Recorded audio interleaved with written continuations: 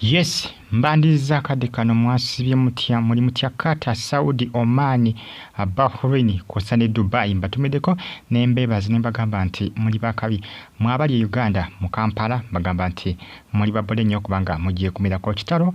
Omuyimbi Musikani yaweereddwa obutwa munange maziga kakusaidize so nga ate ne Nyamutoro ne Rema Namakula bano bateekateeka ku miitinga. Rema ayagala kulaga nti talina buzibu bwonna ku Nyamutoro kubanga alaba bakizimbizza nnyo ku social media, bateekateekawo olutalo wakati we ne Nyamutoro ne Rema yagamba talina buzibu bwonna. Mbaniza akadde kano muli mutya mwasibye mutya. Musikani abadde ateekateeka kubanga abafulumya akayimba ne Rema Namakula. Rema Namakula abadde yawadde Musikani chansi, yabadde awadde Musikani chansi bakoleyo ka kolabo. Omwana ono akyali upcoming n'abaye bamulunza obutwa wali ejjinja. Poliisi kw'ossa ne famire bakwataganye okubanga banoonyereza ku muntu oyo ayinza okuba nga yawadde Musikani obutwa kubanga kiraga nti baswikinze ebyokulya bye babikyusizza kankuyita kuswikinga nga wo n'agamba omuntu nti tuswikinze ebifo kuba kukyusa kintu babiswikinze ne babikyusa ne bamuwa ebirimu obutwa bo ne batwala ebitalimu butwa. Kati musajja ati yagenze okulya alya kyokka bayimbi banne nno.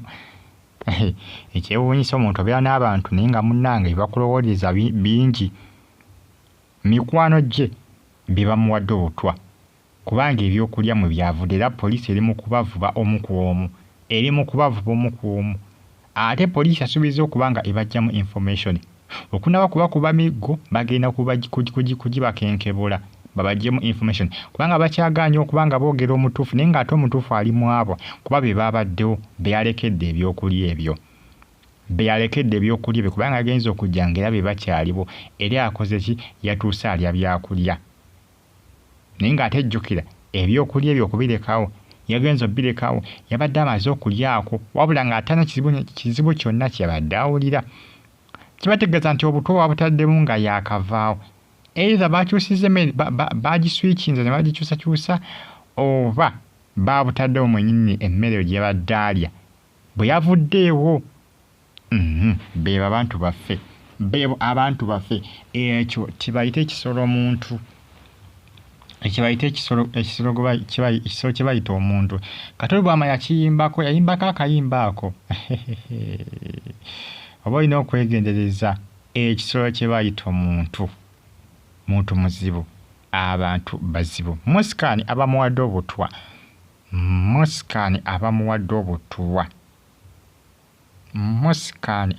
obutwa mikwano gye.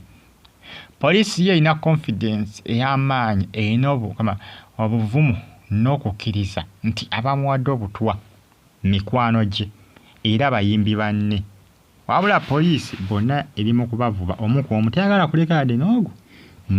Baagala kubafuna bonna. Bajjamu information. Bwe ginaba miggo gigenda kuseka. Baagala kubajjamu information.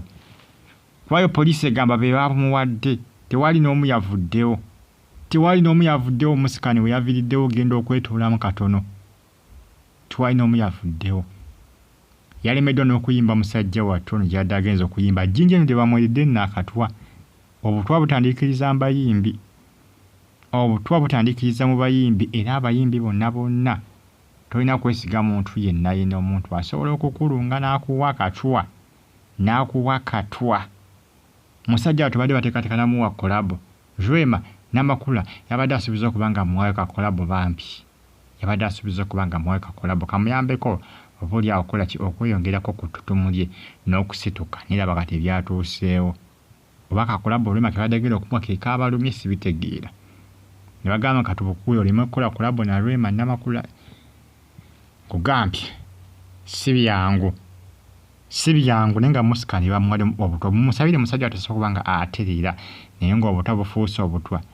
Mujjukira vidiyo gye nabakolerako eya TikTok. Kati ate oyo bakazi bakaye bamuwa obutwa. Bakazi nga bamulwanira. Nabagamba nti omukazi asobola okuwa omusajja obutwa nga bamuliko abakazi nga 5. N'agamba atiko tumufiirwe. Lwaki nze tandabawo katumufiirwe? N'amulunga akatwa. N'ofambira ekisirusiru. era abasajja bonna bakyusakyusa abakazi oba olina okwegendereza bajja kukulunga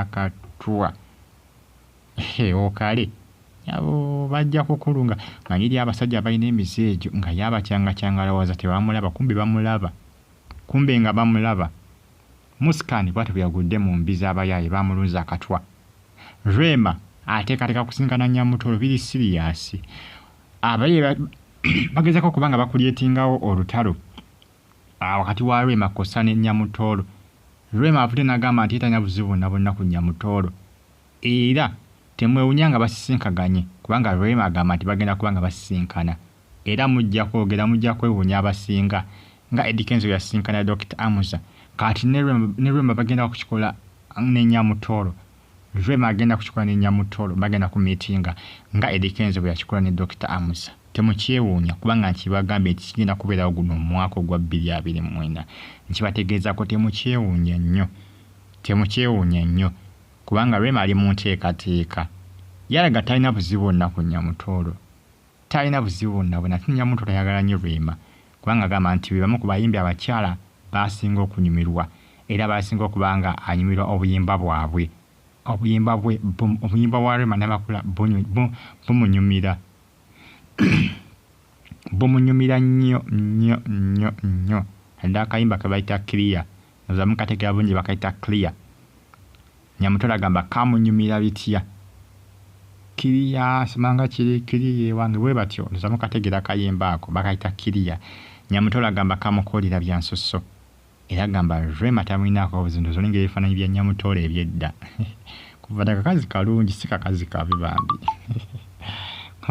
kuva dda kakazi kalungi bonange enteekateeka za kusinkana Rwema Nyamutolo agamba nene simwinaako obuzibu lwaki muteekawo olutalo omusajja tumuliko babiri musajja muliko omusajja muvaako ddo temukulete nga olutalo kulaga nti Rwema mujja wange Nyamutolo agambye baneemulekerawo kutondawo olutalo okulaga nti Rwema mujja wange omusajja yamulekawo mpoziko nga mwagala lutalo nomba temwagala lutalo mulekeraawo buli mubikola muyinza okuba mulowooza nti munyumirwa ne mukuleetingawo olutalo wakati wange ne Rwema ate kyesaagala Nyamutolo agamba takyagala kuba ye akimanyi Rwema si mujjawe ye takirinaako buzibu agamba Rwema simwinaako buzibu omusajja amwagalako muse binkwatako essaawa zino ali wa musajja mulala n'abayaaye ba social media ba bloggers bageza